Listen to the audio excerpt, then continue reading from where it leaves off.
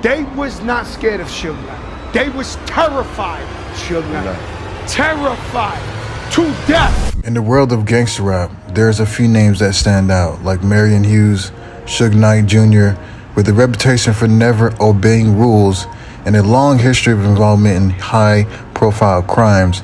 Suge Knight is a central figure in the success of gangster rap since the 1990s. Yo, I want to give a quick shout out to our #1 sponsor, U-Sweeps. U-Sweeps is giving away $1,000 Visa gift cards. To claim yours, click the link in the description or comment section and fill out your information.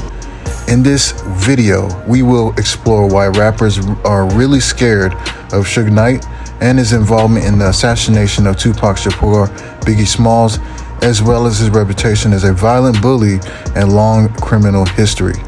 The assassination of Tupac and Biggie in 1996 and 1997 respectively had Suge Knight's name all over it, not because he did it directly, but because many people think that he paid blood gang members to kill the notorious B.I.G. on the day that Tupac was shot and killed. Suge was driving the vehicle and Tupac was with him some hours before the murder. Earlier that day, Tupac had assaulted Orlando Anderson, a member of the Crips gang, a rival to Suge. However, after the assault, Tupac and Suge went to Mike Tyson's boxing match. It was on their way back from that event that tragically struck. While Tupac received 6 bullets that killed him, Suge escaped unhurt. Many believe that Suge had taken out Tupac due to some shady politicking happening in Death Row Records. But he went on to claim that it was Biggie Smalls who put out the hit that killed Tupac. After several months, Biggie ended up getting killed in a drive-by shooting, and everyone accused Suge Knight.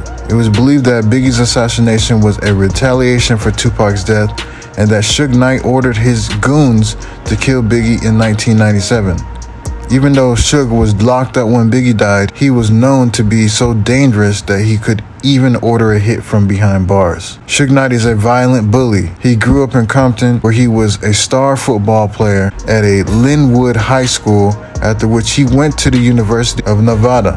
Being a member of the Blood Street gangs at that age should have been the first hint that he would have turned out to be notorious. He grew up around shootings and a lot of gang activities. This lifestyle soon follows Suge into the rap industry, and in no time he started treating rappers like he did his street crew. One time Suge dealt with rapper Vanilla Ice. He refused to pay royalties to Mario Johnson, who was a ghostwriter and at the time had written the song Ice Ice Baby for him. Suge Knight almost threw him down the balcony. Vanilla Ice paid him back his money but never admitted that he got beat up. In a documentary, Live from Death Row, the label's photographer, Simone Green, recounted how Suge Knight assaulted her and his crew members held her down. This happened after Suge called a meeting after the receptionist, who was busy selling marijuana at the front desk, but blamed it all on Simone.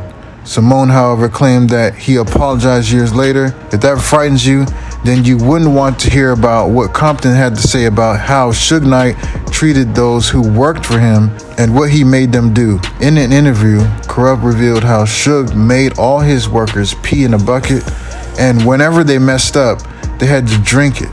He said, Suge would be like, drink the piss or I'll whoop you for real. And they really did it. Suge frequently got into public fights, many of which were recorded on camera, and he never backed down from a fight. Suge Knight, a well-known rap mogul, had a long history that dated back to 1987 when he was first arrested for hitting a woman. Over the years, he had been arrested for several offenses, including theft, assault, robbery, and even murder. Many of his crimes were recorded on camera, including an incident in 2014 when he assaulted an employee at a pot shop for not allowing him entry. Because he did not have his medical marijuana card on him, Suge's violent behavior was not limited to small altercations, as he was also involved in the assault of 2 rappers and the beating of Orlando Anderson, a Crips gang member, on the night of Tupac's death. Despite of being charged and sentenced to jail multiple times, Suge continues to violate his probation and was arrested several times for various offenses, such as driving with a suspended license, possession of marijuana, and unpaid royalties. He also survived 6 bullet wound attacks and was detained in connection with the robbery in a fatal hit-and-run accident that claimed the life of Terry Carter. Suge is currently serving a 28-year sentence, and obviously with his background and everything else, this is the reason why rappers are scared of Suge Knight. Please give this video a thumbs up as well as subscribe to this YouTube channel.